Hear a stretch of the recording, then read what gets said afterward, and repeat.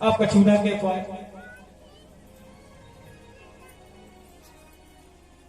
यशोदा जी बोली कछु तो तुम्हारे झूठ हुआ, मैं मोड़ा हम बताऊती फिरती। आप कछु ना कह पाए, क्या गलती हो गई, आप कछु प्रूफ ही नहीं बचो पा के दे दे से। तो आराम से चुपचाप नीचे मुड़ किए और चली गई घर।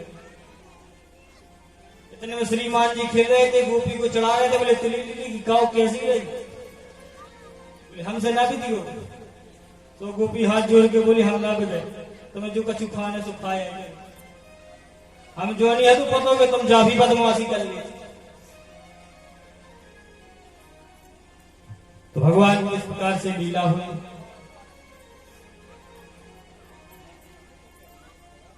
एक दिन की बात है, धीरे धीरे भगवान और बड़े हुए।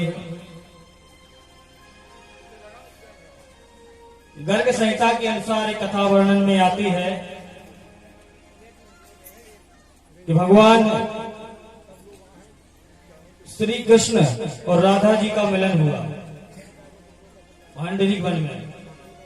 नंद बाबा ने कृष्ण के बारे में सब कुछ सुन लिया था, तो राधा जी को सौंप दिया, बोले इनको संभालो, और वे अन्यत्र चले गए। तो भगवान अपने रूप में आए और राधा जी अपने रूप में आए, और ब्रह्मा जी अपने ब्रह्मलोक से उतरे और राधा कृष्ण का विवाह किया। लेकिन वो भगवान का विवाह गुप्त रूप में हुआ भांडरी वन में। भगवान ने राधा जी का श्रृंगार तो किया, और जैसे राधा जी भगवान का श्रृंगार करने के लिए तत्पर हुई,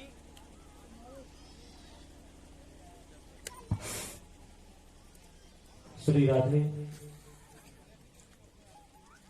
बोलो कृष्ण कन्हैया लाल की। और जैसे ही राधा रानी भगवान का श्रृंगार करने के लिए तत्पर हुई कि तुरंत भगवान शिशु रूप में आ गए।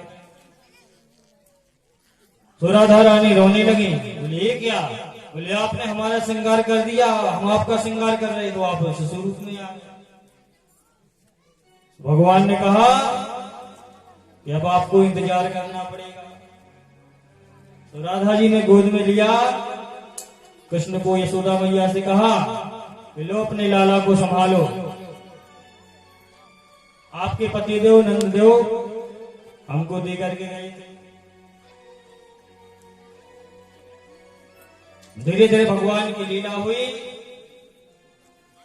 कुछ छोटी छोटी जो गोपियां थी, तो उनके मन में लालसा हुई कि हमें भगवान श्री कृष्ण पति रूप में प्राप्त हो। तो पति रूप में प्राप्त करने के लिए माता कात्यायनी की उपासना कर रही थी, अनुष्ठान कर रहे थे। लेकिन एक काम उनसे बहुत गलत होता था।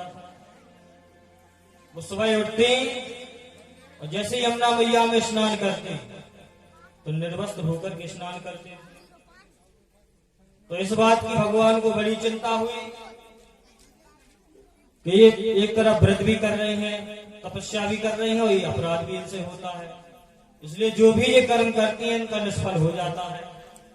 तो भगवान ने सोचा कि इनको शिक्षा कैसे दी जाए। तो भगवान तुरंत आए, और वो गोपियां छोटी छोटी थी, वो स्नान कर रही थी। तो भगवान ने सबरन की चीर उठाए और कदम्ब की डाल पे चढ़ गए, और डाल पर बैठे हुए उनकी तरफ पीठ हुई, आराम से बैठे बैठे बंसी बजा रहे। गोपियां अपनी बातों में मस्त। एक गोपी की नजर पहुंची नदी के उस पार, तो देखा तो उनके वस्त्र नहीं। बोले बहन, बोले हाँ, बोले हमारे वस्त्र ही नहीं दिखाई दे रहे, कोई चुरा ले। बोले कौन ले गया वस्त्र, देखो। अब शर्म की मारे, लज्जा की मारे जल से बाहर निकलता ना बने।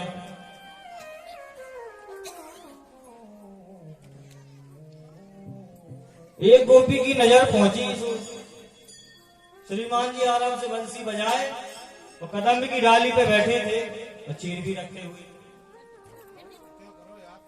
तो गोपी ने कहा देखो वो बैठा है। यशोदा का लाला माखन चोर को बैठा है। देखो अभी तो माखन चोरी करता था बहन, अब देखो जी कपड़ा चुराने लगी। तो पहले तो आपस में बड़बड़ाती रही बहुत। तो भगवान ने कहा ठीक है अपना बड़बड़ाना बंद करो, पहले जा बता दे तपस्या जो तुम स्नान कर रहे सवेरे से आवती और भगवती की जो पूजा कर रहे कहा चाहने तुम्हें, तुमको क्या चाहिए। सुन गोपियों ने जो सुना तो सब एक दूसरे को मुंह देखने लगे। उनका विचार ये था कि कात्यायनी माता की उपासना कर रहे थे तो उनसे वरदान में यही मांगती कि हे माँ मुझे वरदान में देना चाहती हो तो हमें नंद की लाला पति रूप में प्राप्त हो, अब काऊ से कतन ना बने।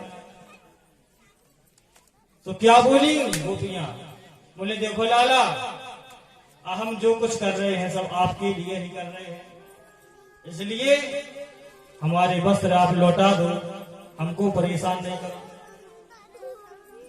भगवान ने उन गोपियों को शिक्षा देते हुए कहा देवियों निर्वस्त्र होकर के जो जल में स्नान करता है वो पाप करता है, इसलिए वस्त्र पहन कर ही स्नान करना चाहिए। देवी तुमको क्या पता जल में वरुण देव के अनुचर घूमते रहते हैं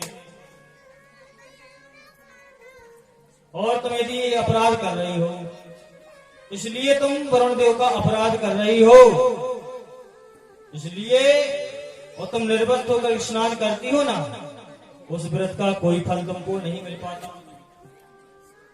भगवान ने सुंदर शिक्षा देते हुए समझाया। तो गोपियां बोले महाराज हे श्याम सुंदर हम तो गांव की गवारन है, हमें का स्वाद पूजा कैसी करी जाए की को कैसो अपमान हो। भगवान ने सुंदर शिक्षा दी तो कहा कि ऐसा अपराध मत करना।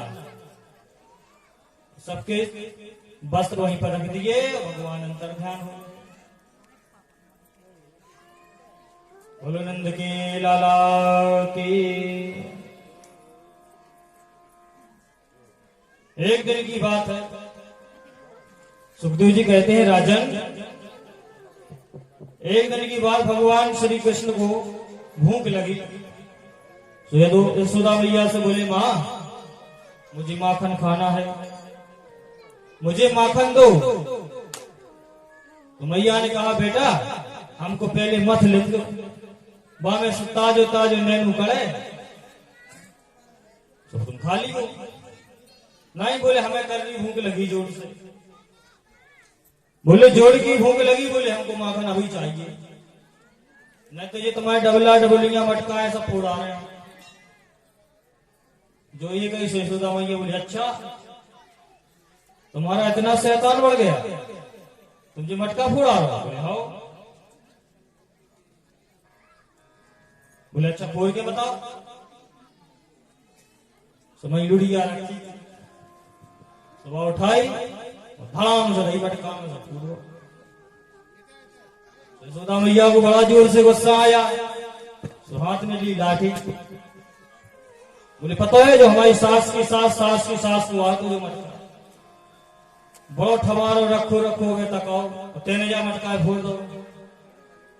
लठिया उठाई और मारने के लिए जैसी खड़ी हुई तो प्रभु ने दौड़ा लगा। आगे आगे कृष्ण कन्हैया और पीछे पीछे यशोदा मैया। इतना दौड़ाओ महाराज इतना दौड़ाओ कि यशोदा मैया पसीना पसीना हो गई, थक गई, तो बैठ गई। बोले देखो तो जो 100 छुरा हम पकड़ नहीं पा रहे। इतनी में गोपियां आई भी सब खड़ी खड़ी तमाशो देखे, सब खड़ी खड़ी हंसे। एक कह रही बहन देखो कितना प्यारा लगा जब दौड़ा था। यशोदा मैया को बैठे बैठे चढ़ा।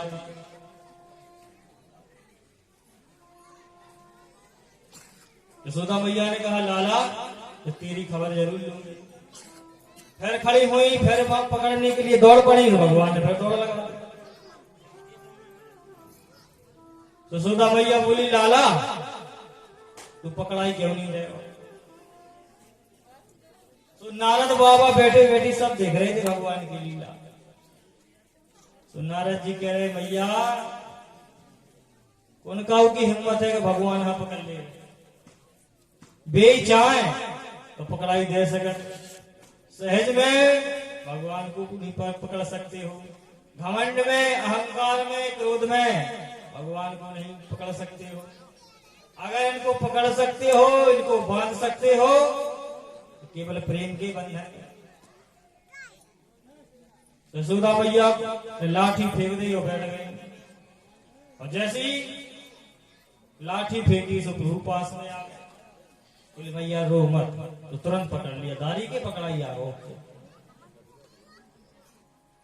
बोले देखा तो बहुत शैतान बन रो, रस्सी लई सो पास में उखल रखा, एक तरफ उखल में बांधे और एक तरफ जैसी कन्हैया को बांधने लगे तो 2 अंगुल कम पड़ जाए।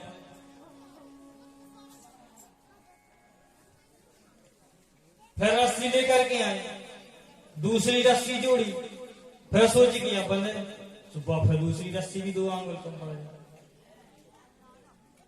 घर की जितनी सभी रस्सी हती सब जोड़ जोड़ के इकट्ठी करी, लेकिन भी 2-2 आंगुल कम पड़ती।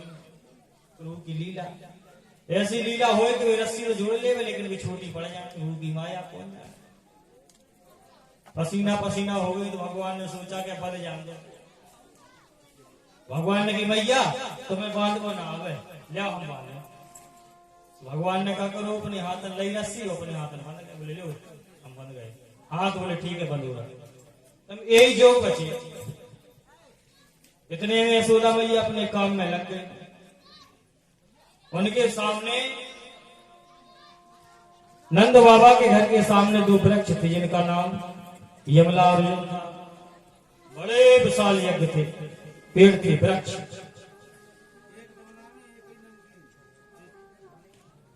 भगवान ने देखा वृक्षों की तरफ, बोले श्रापित है, इनका कल्याण करना चाहिए। तो भगवान घुटुमन चलने लगे और पीछे पीछे वो जो उखल था वो भी धड़कने लगा। और चलते चलते लाला उन वृक्ष के जो दोनों वृक्ष लगे थे उन्हीं के बीच में से निकले। और जैसे इस वृक्ष के बीच से निकले तो पर पीछे से जो लुढ़कता हुआ उखल आ रहा था वो अटक गया। अब भगवान ने उखल को खींचना प्रारंभ किया और जैसे ही भगवान खींचते जाते तैसे भी वृक्ष हिलते जाते। भगवान ने जो जोड़ का झटका लगाया कि दोनों वृक्ष दड़दड़ाते हुए धड़ाम से नीचे गिरे। लेकिन भगवान की माया देखो, भगवान की लीला देखो। जो वृक्ष गिरे, जो वृक्ष में से जो आवाज निकली थी ना, वो भगवान ने अपनी माया के प्रभाव से उस आवाज को तुरंत ही रोक लिया, जीवन लोगों के कानों तक ना पहुंचे। और जब गुंजायमान रोक लिया तो वो गुंजायमान रुक गया। उसमें से 2 पुरुष निकले, हाथ जोड़कर के भगवान के सामने खड़े हो गए और भगवान की स्तुति करने लगे। प्रभु हम श्रापित थे, हे जगत के कल्याणकारी परमात्मा, आपने आज हमारा उद्धार कर दिया। आपकी कृपा से, आपकी दया से आज हमारा उद्धार हो गया है। बोले तुमको श्रापित कैसे हुए थे? तो उन्होंने कहा महाराज हम कुबेर के पुत्र थे। बोले इनमें से एक का नाम था नलकूबर, दूसरे का नाम मणिग्रीव। इनकी भी बड़े बड़े रुद्र के अनुचरों में गिनती होने लगी। तो हम भी बोले महाराज बड़े अहंकार में भरे हुए थे। तो बोले हम किसी सरोवर में क्रीड़ा कर रहे थे, सामने से देव ऋषि नारद निकले। तो बोले मदरा पी करके हम इतने मस्त थे कि नारद जी महाराज को नमस्कार करना भूल गए। तो जब नारद जी महाराज ने इस प्रकार की स्थिति देखी तो नारद जी ने कहा, बताओ ये देवता होकर के भी राक्षसों की तरह कार्य कर रहे हैं। और जो स्त्रियां थी उन्होंने नारद जी को देख करके तुरंत अपने वस्त्र पहन लिए। तो भगवान और दोनों जड़ की तरह खड़े रहे। तो नारद जी ने श्राप दिया, हमारे सामने तुम जड़ की तरह खड़े हो, तुम्हारे अंदर लाज शर्म तक नहीं, जाओ मैं श्राप देता हूं, तुम दोनों जड़ ही हो जाओ। तभी जाकर के नंद जी के द्वार पर वहां दोनों विशाल वृक्ष बन गए। नारद जी महाराज से ने क्षमा मांगी, बोले भगवान ही तुम्हारा कल्याण करेंगे। तो आज प्रभु ने इन दोनों का उद्धार किया।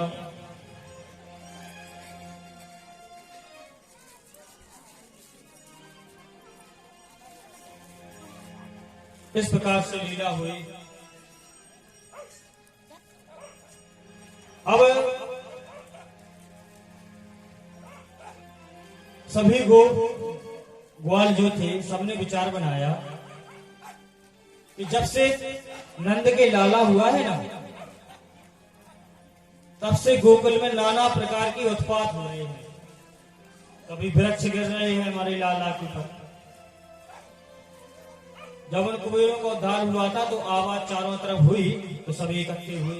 तो लाला वृक्ष के बीच में फंसे हुए थे, तुरंत निकाला, यशोदा मैया ने हृदय में लगाया, घबराने लगी कि हे प्रभु, ये हमारे लाला के ऊपर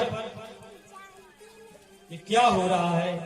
कभी वृक्ष गिर रहे हैं, कभी राक्षस आ रहे हैं, हमारे लाला को मारने का प्रयास कर रहे हैं, तरह तरह से उत्पात हो रहे हैं। तो सभी गोप ग्वालों ने मिलकर के विचार बनाया, इस गांव को ही छोड़ देंगे, हम किसी दूसरी जगह हम रहेंगे।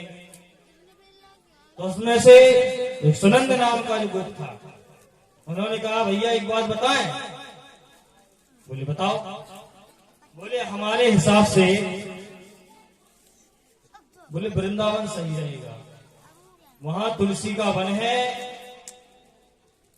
यमुना जी का किनारा है, हरा हरा वन है, वहीं पर रहेंगे तो हमारी गौ में आदि बछड़े आदि जो है सुंदर सुंदर घास मिलती रहेगी, किसी प्रकार से दूध दही माखन की कमी नहीं रहेगी। तो वो बड़ा समझदार था। सबने एक समय कहा, हाँ बहुत सुंदर उपाय, चलो वहीं वृंदावन की तरफ चलते हैं। तो सभी ने अपने अपने गाड़ियों में सामान भरा और वृंदावन की ओर चल पड़े। तो सभी लोग गाते जा रहे हैं,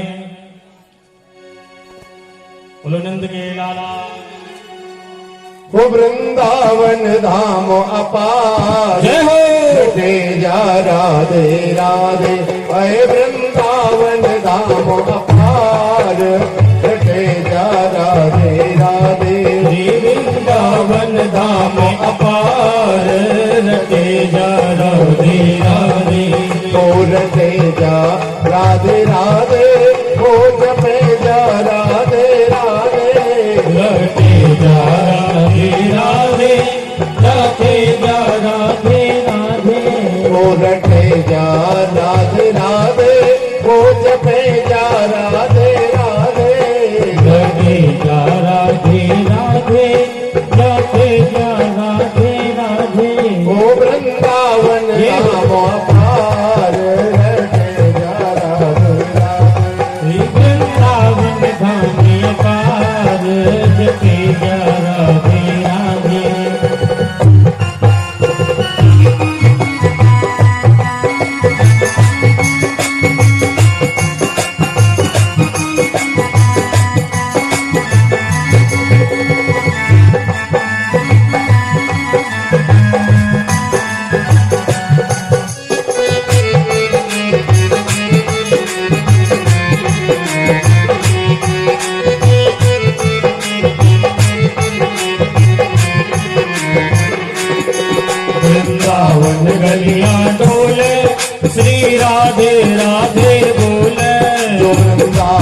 गलियन डोले श्री राधे राधे बोले वृंदावन गलियां डोले श्री राधे राधे बोले जो वृंदावन गलियन डोले श्री राधे राधे बोले भागो जन्म सफल हो जाए रते जा राधे राधे होवा को जन्म सफल है जाए रते जा राधे राधे वृंदावन धाम अपार रते जा राधे राधे वृंदावन राम अवतार रते जा राधे राधे श्री राधे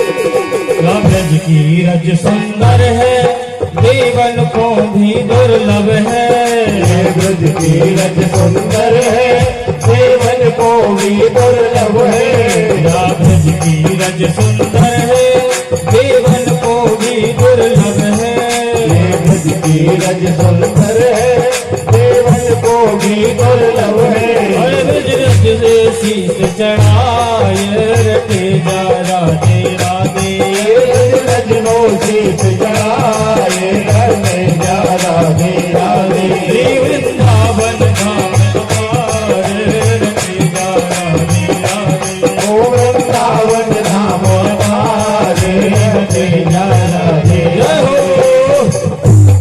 ऐसे जाओगे वृंदावन ऐसे बैठे आओ मुंह उतरा धीरे धीरे ऐसे वृंदावन जाओगे अरे वृंदावन जाओगे तो यहाँ से कितना पैसा लगेगा किराए में लगेंगे कम से कम 500 रुपए लगेंगे ना और आज फोकट में वृंदावन जा रहे हो आज तुम्हारा धाम ये तुम्हारा ग्राम वृंदावन बन गया है तो झूमते नाचते गाते हुए चलेंगे सभी और हाजिरी लगाएंगे और कहेंगे ओ वृंदावन धाम अपार रटे जा राधे राधे ओ वृंदावन धाम अपार